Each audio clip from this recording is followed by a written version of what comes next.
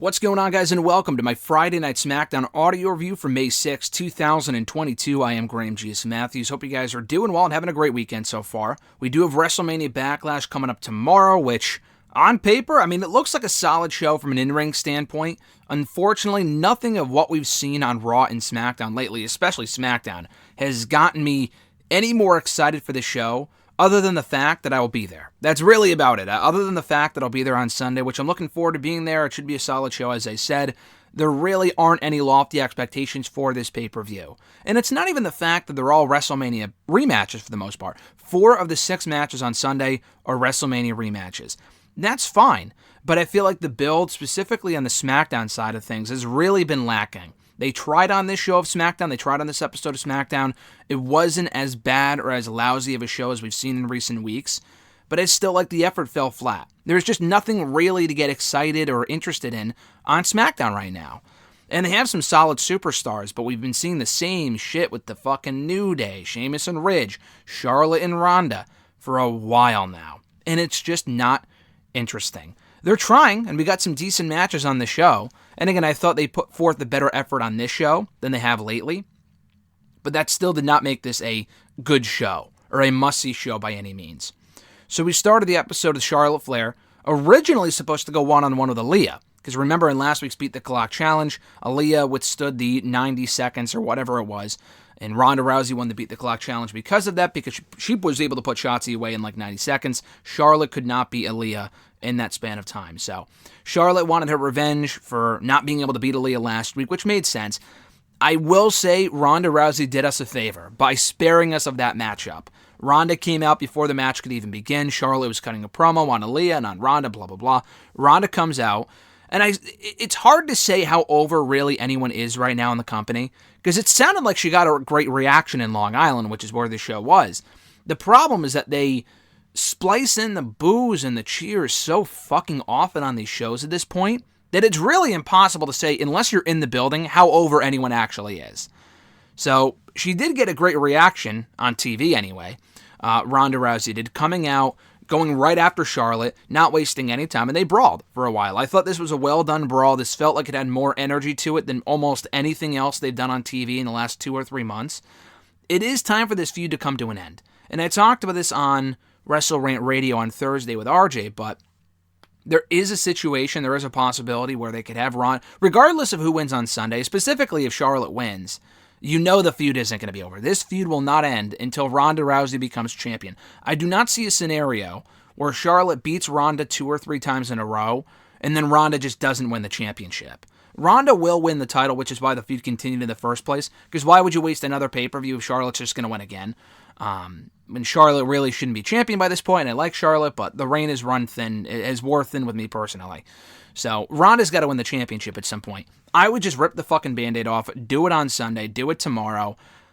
I wouldn't mind a third match at Hell in the Cell just because it would make sense to be inside Hell in the Cell.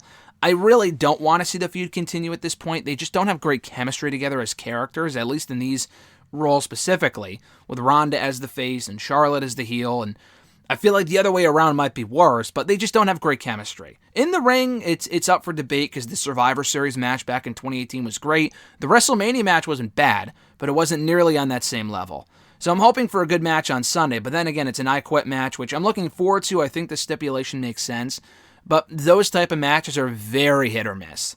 The constant, do you want to quit, do you want to quit, do you want to quit, gets old very quickly, and it kind of hurts the match more than it helps it. So hopefully they can have a good match on Sunday. I'm still petitioning for them to be the main event, which sounds silly given how cold this feud has been for a while, pretty much since it started.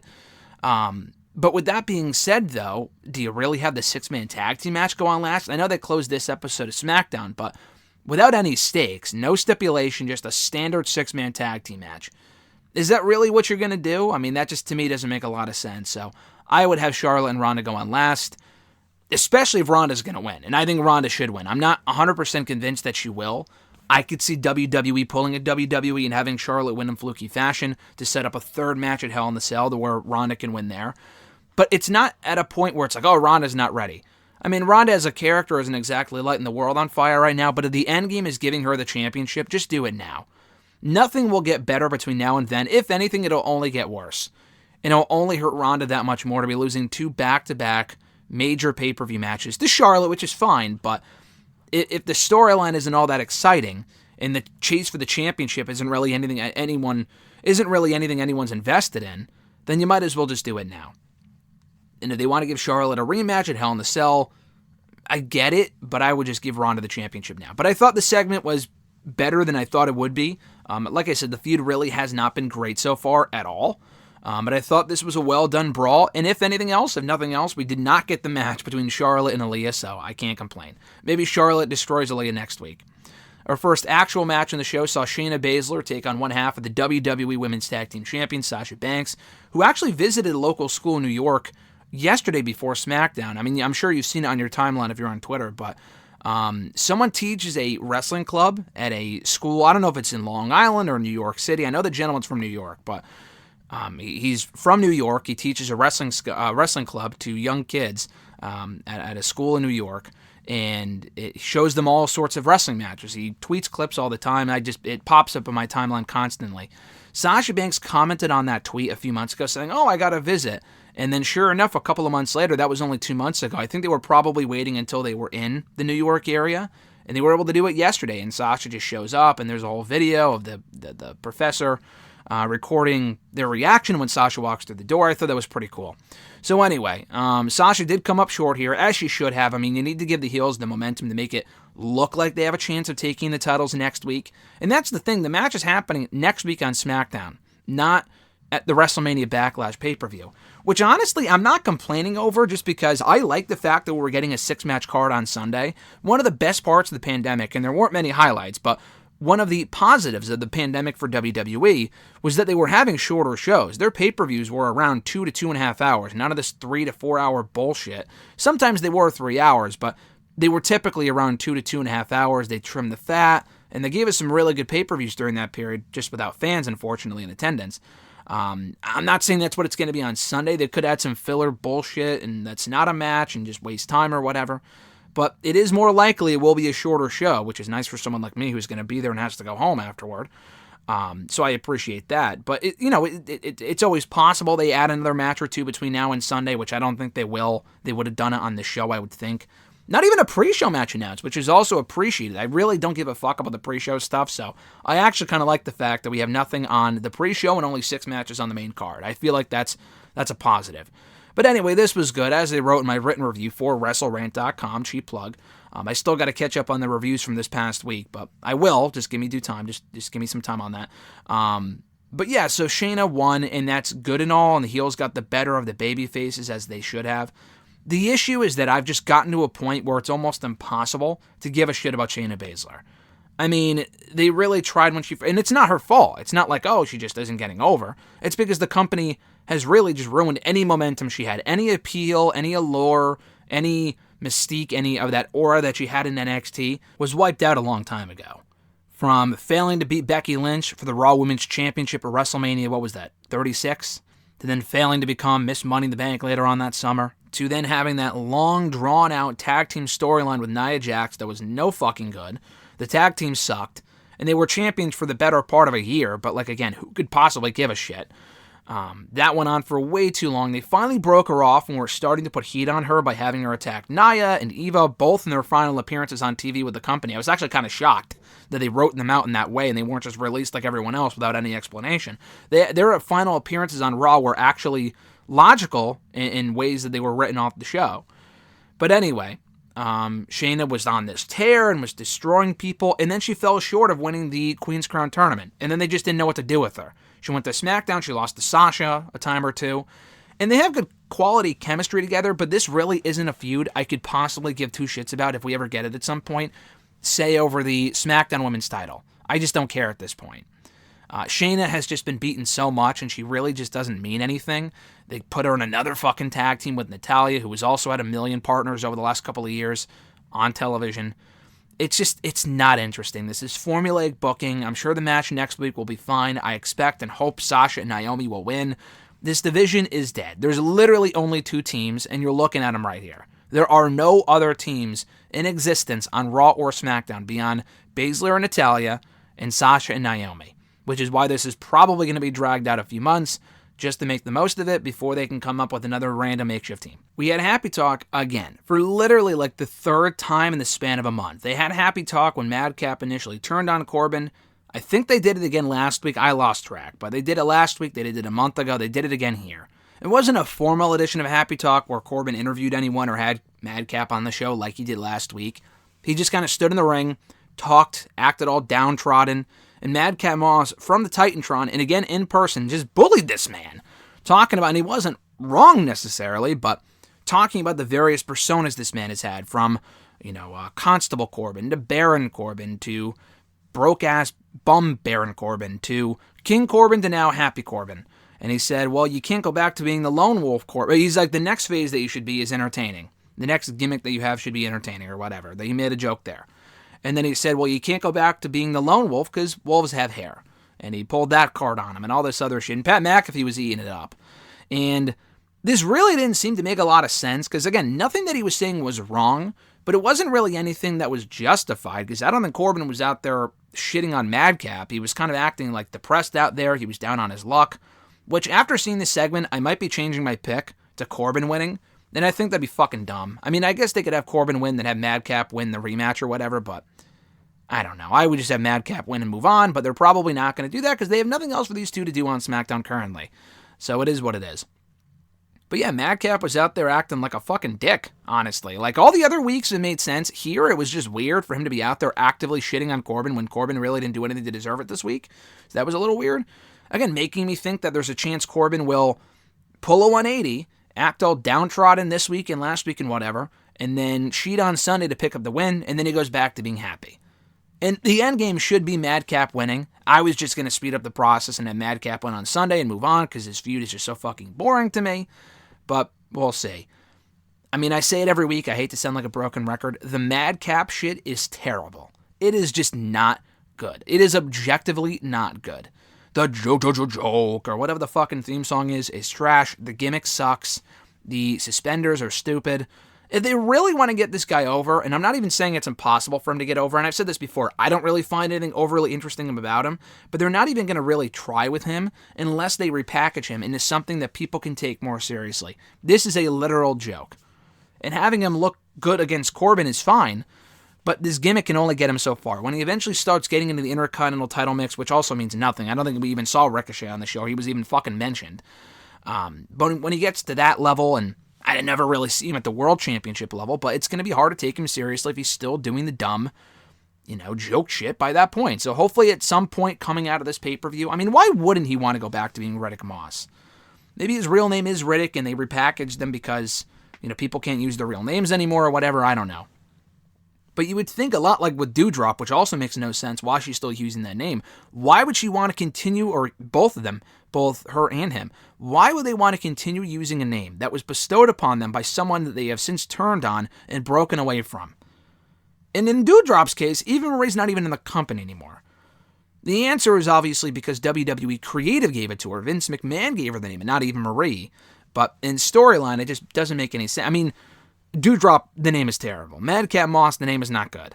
You gotta move on from the dumb, stupid names. No one will take these people seriously until they're repackaged. I mean, again, if you don't want to use their real names, you don't want to call him Riddick Moss, whatever. Call him, I'm not saying it's going to kill his career to be called Madcap, but to me it's really more about the kind of the concept of the character that he's doing right now, which to me is not going to get over long term. The name isn't as much of a deal breaker as, Butch is or Doudrop or whatever, but still it would help to kind of move away from this phase of his career and to move into something more that can be taken more seriously, in my opinion. Speaking of being taken seriously, Drew Gulak has had his ass handed to him week after week after week by Charlotte Flair for the last month, I would say. He got beat up on as an interviewer. He got beat up on as a bell ringer, as a ring announcer, all this other shit. Did he do the ring announcing stuff yet? I don't remember. He's done a lot of different things. He was like Adam Pearce's assistant for a week. I think Charlotte attacked him there too, or Ronda Rousey did or whatever. So this week he was back to being an in-ring competitor. I don't know if that storyline means, if that means the storyline is over or what's going on there, but he was back in the ring at least for this week and had a mystery opponent. And it was none other than Gunther, whatever, coming out with Ludwig Kaiser, making short work of Gulak, as he should have, completely destroying this man and picking up the win. So that was good. This was exactly what it needed to be. Not exactly exciting. Gunther definitely is not the same, does not have the same aura about him that he did in NXT UK.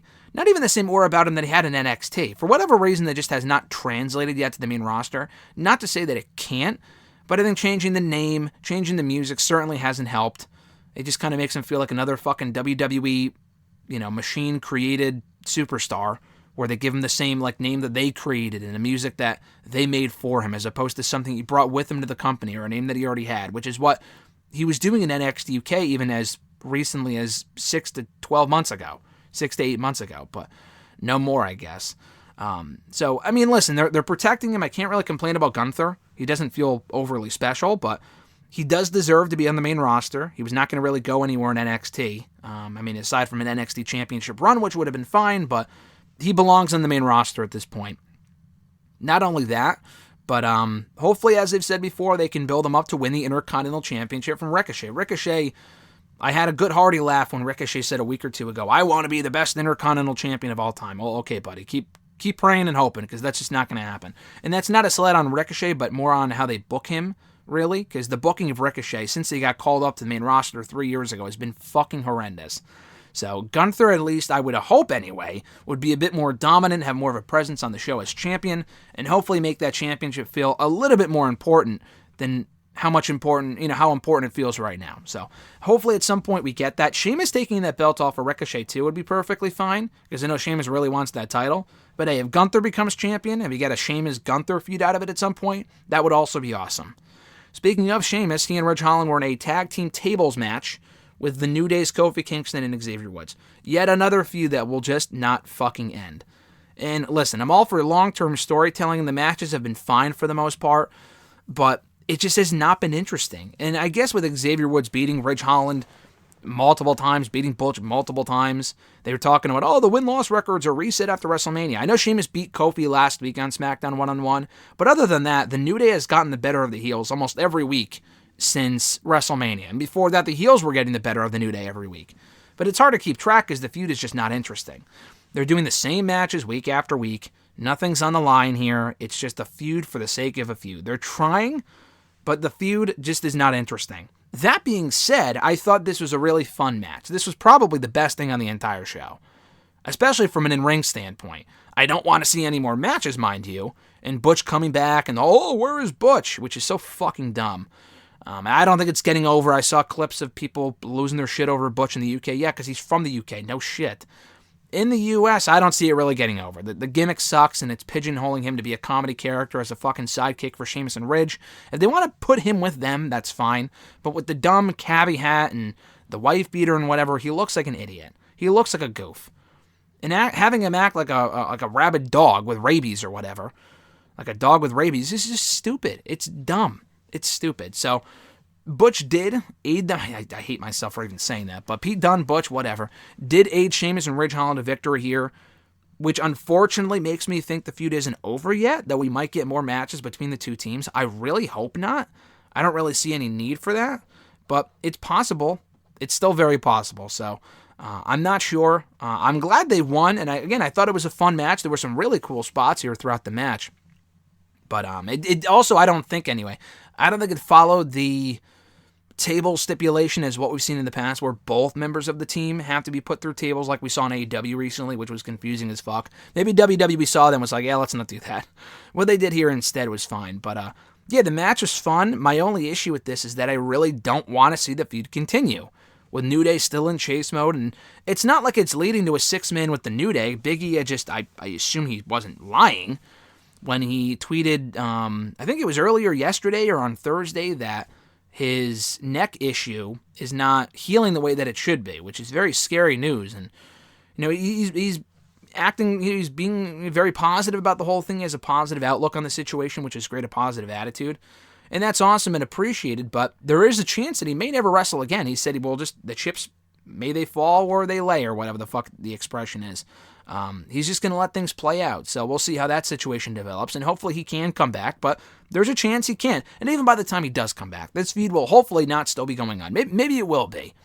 But the bottom line is that Big E is not coming back to aid Kofi and Xavier. They need a third man to really rival Sheamus and Ridge, Who that third man is, I mean, honestly, Ricochet would not be a bad choice. If they want to do Ricochet and Sheamus, as I just mentioned, instead of Ricochet and Gunther, that might be how they get to it, by having Sheamus pin Ricochet in a 6-man tag team match, and they can have Sheamus beat Ricochet for the championship at some other later point. So Ricochet would make the most sense. I'm not even really sure who else there is. Shinsuke's without a partner right now. He's a fucking loser. Maybe him. I'm not even really sure who else there is on the roster, to be honest with you, but Ricochet would make sense. We then had the latest and I think last vignette from Lacey Evans talking about her, not upbringing at this point, but her backstory and getting to NXT, talking about how her dad took his own life due to mental health issues and I think substance abuse issues and stuff like that. I think maybe not on the day, but a couple of weeks before her NXT tryout or first NXT match or whatever it was. And these vignettes, as real as they've been, and I applaud them for that, and I give her a lot of credit for sharing her story here, have been depressing as fuck. And you would hope that it would lead to a happy place, and it kind of did. I mean, she did end the vignette here on a powerful, positive note, saying that she's overcome all these obstacles and she's a better woman for it. Never really explaining why she was doing the whole nasty thing in the first place. I would have appreciated how they acknowledged why she was ever really doing that stuff. And it wasn't like it was a character she did for 6 weeks. She was that, the nasty. She was doing that for the better part of her main roster run, and she's been here for 3 years. So, would have been nice if they acknowledged it. I don't think they did unless I missed something, whatever. So, other than that just being it, they actually introduced her to, not the ring here, but they just kind of brought her out. The weird thing about it was that they had Samantha Irvin, I think, or Irvine, I know that's Chris Jericho's last name. Samantha, the SmackDown ring announcer.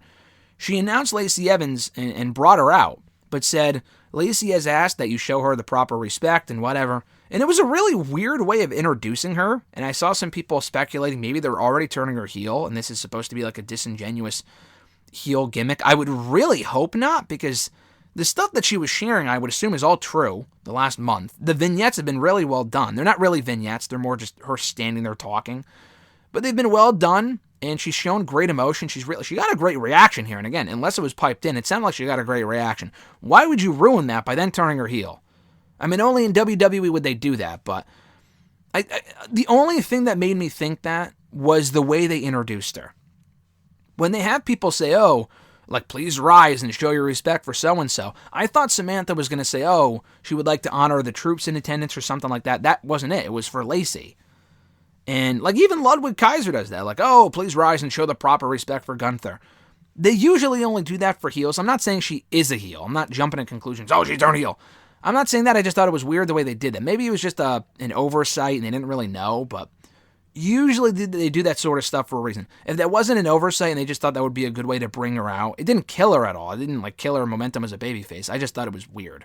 And that was just stupid if they thought that would actually be a good idea. But beyond that, I thought this was well done. She was out there. She seemed very emotional. New music, obviously. New gear. I mean, it's the same gear that she's been wearing backstage for the last couple of weeks in these vignettes.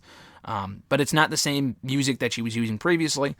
And she just kind of celebrated with the crowd for about 30 to 60 seconds. And that was it. She didn't come out and speak. She didn't come out to the ring at all. She didn't have a match. That was just kind of it. So maybe we will see her wrestle soon here on SmackDown. We had a renewal of the rivalry here on SmackDown between Sami Zayn and Shinsuke Nakamura. So Nakamura was talking backstage to, I forgot, whatever ring announcer, or maybe it was Megan Morant or Kayla Braxton, I don't remember. But he was talking about what happened to him and Roman, what happened to him from Roman, because of Roman a couple of weeks ago on SmackDown. When Roman laid him out, it was the SmackDown after WrestleMania. And I'm just sitting here watching this thinking to myself, why are we just hearing Shinsuke talk about this now? This literally happened a month ago. 3 or 4 weeks have gone by since this has happened. And it's not like Nakamura hasn't been on the show. He wasn't the following week, but he was a lumberjack for Drew and Sami 2 weeks ago. So he has been on the show. They just haven't used him at all. And it's not like it was this vicious attack. I mean, he literally just got super kicked and was made to look like a fucking loser. And people try to disagree with me and saying, he'll be fine, he'll be the next championship contender. And I was hoping that would be the case as a filler feud. But clearly that's not the direction they were going in, because again, he lost on the show and was made to look like a loser. Listen, I'm all for Sami winning. Sami should be winning more matches. And I looked it up. Sami has literally only won 2 televised matches this year in WWE.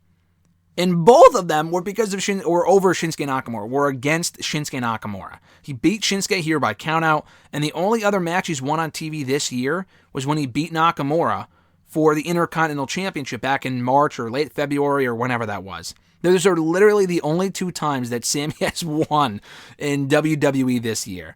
That's crazy. So I think that says more about Shinsuke than it does Sami. I think Sami, his character, I've never once said, oh, Sami's being buried. His current character is wildly entertaining. He lost fucking 4 times to Drew McIntyre, but it didn't matter because, it was whatever, and it was more for Drew than it was for Sami. Sami's going to be perfectly fine, and Sami should be winning more.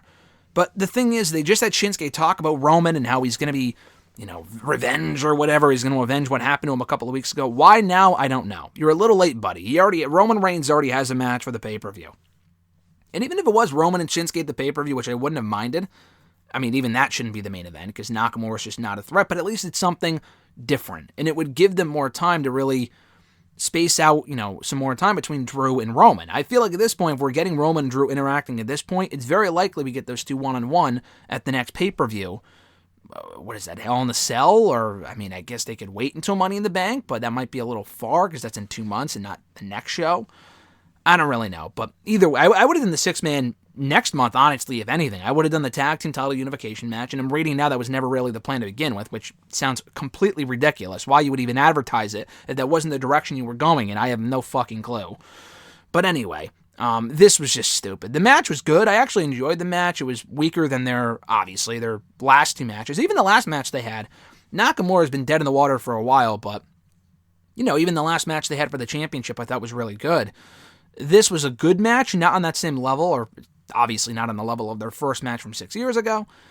But, I don't know. Nakamura at this point, like he's over and whatever. Without Rick Boogs, there is something missing from that act, and they're not even just bothering to push him on his own at this point. They just don't care. It's pretty apparent. It's a shame that Nakamura only really cares about the waves in Florida, because if he wasn't a big surfing guy and he cared more about his creative and booking, I would have loved to have seen him leave a while ago and go back to Japan. Not even like AEW, but like go back to New Japan and close out his career over there. He's clearly not interested in that. And I like Shinsuke a lot. It's not like he's completely buried in this company, but he should be a lot bigger than he is. And the guy just feels like a complete stepping stone to this point. And maybe that's to be expected. He's 40-something years old. Whatever. But it is kind of sad to see. It really is. I'm honestly kind of surprised they let him keep his name. They're in the stage now of making everyone change their name. They can't copyright it. I'm shocked they're even letting him use, Shinsuke Nakamura, which I think is his real name. I might be mistaken, but it's definitely not owned by WWE. So maybe at some point they will. I would hope not, but you never know. Drew Gulak, I'm sure, is coming. If they let Drew Gulak keep his name, I'd be shocked. I would be shocked because he's no one important on that pecking order. So why would you let him keep it? Like Drew McIntyre, I think his real name is Drew Galloway, but at this point, why would you change his name? He's established as a main event star. That would be silly. Nakamura, I have a little bit more fear for because it's clear they don't give a shit about the guy, and based on the booking here, the finish was well done, but it makes Nakamura look like a moron, and how anyone can possibly care about him facing Roman at this point, I will never know. I just have no clue. Speaking of Drew, he closed out the show with RK-Bro, attacking the Bloodline. That was really all there was to it. McIntyre and RK-Bro started out the segment in the ring, and Drew and Orton kind of hashed out their issues from a few years ago, and they referenced their history backstage a few weeks ago, but never actually, like Drew mentioned to me in our interview, which is up now here on the channel, that, in storyline, obviously, in character, he had said, yeah, well, he never really apologized for kicking me in the head multiple times and beating me for the championship and all this other sort of stuff. He did here. Orton didn't apologize, I don't think. He did acknowledge it, at least. So I appreciated that little tidbit, and they're not doing the whole, can they coexist going into Sunday? Like, they're not doing that shit, which I appreciate. But the Bloodline came out, no drawn-out entrance. I thought it was going to be because the show was about to end in 2 minutes, and they thankfully rushed it, and they kind of sped it up a little bit. But, they came out, confronted RK-Bro and McIntyre, got in a big brawl, and the babyfaces, once again, like they did on Monday's Raw, got the better of the Bloodline. So I'm still thinking the babyfaces win on Sunday. There's no stakes, no championships are on the line. Again, how anyone can care about the match from a booking standpoint, I don't know. It should be a good match, but I don't know. If there's nothing on the line, then why the fuck should I care? But that being said, I thought this was a well-done segment. The crowd was into it, which is great. And I think I am looking forward to the Drew and Roman match. I think it will be a big match. But again, without stakes, how much does any of this really mean? It feels like a TV main event and not a pay-per-view match. And if it's a pay-per-view match, which is what they're doing, there should either be stakes or it shouldn't be the main event. But it's probably going to be both. There will not be stakes and it'll probably be the main event. So we'll see on Sunday. But again, this was a good segment. I wish they'd given it a bit more time. I mean, they did this in the span of like 3 or 4 minutes. I guess not everything has to be 20 minutes long, but it was weird. They hyped this up all night and ended up only being due to like drawn out entrances and the commercials and the recaps and all this other bullshit. You would think they would have given this more time, but they didn't, so whatever. This was a fine show. Definitely not a great show. I wouldn't even call it a good show. I thought the opening and closing brawls on the show were well done. Sami and Nakamura had a good match. It's hard to care. Lacey finally came back in person. We'll see where that goes. I guess this was a better edition than usual because the Gunther Gulak thing was what it was supposed to be. The tag team tables match was actually a lot of fun. Baszler and Banks had a decent match. I just didn't really care. And Moss and Corbin on Happy Talk, I didn't care either. So this was from SmackDown standards, a better show than usual. Compared to even Raw recently or obviously Dynamite and shows like that, it was not good. This was just not a good show at all. I felt fucking bored watching this. And it did not make me any more interested or excited for Sunday's show than it was previously, but it was a show. It wasn't an egregious piece of business as it has been in the past couple of weeks, but it was fine. So it merely existed might be the best way to sum up this show in a nutshell. But that was SmackDown for May 6th, 2022. Thank you guys for checking out my review. I appreciate it. Be sure to like the video, drop a comment, share the video, and subscribe to the channel for more daily content. Also, by hitting the bell button to be notified every time a new video goes up. We're going to have a Talking Smack review also up today, in addition to my first episode of GSM for GM, my WWE 2K22 playthrough of my GM, coming, I think, tomorrow. I still got to break down the Bubba Ray Dudley Broken Skull sessions. I wanted to have that up yesterday. I just didn't have time. That will be up at some point. The Cody Rhodes Broken Skull sessions review will also be up at some point within the next couple days or week. I don't know. So a lot of content coming here to the channel. If you haven't already, please subscribe and check out all the interviews here on the channel, all the reviews, and so much more. I am Graham G.S. Matthews. Have a great rest of your week, folks, and I'll catch your ass down the road.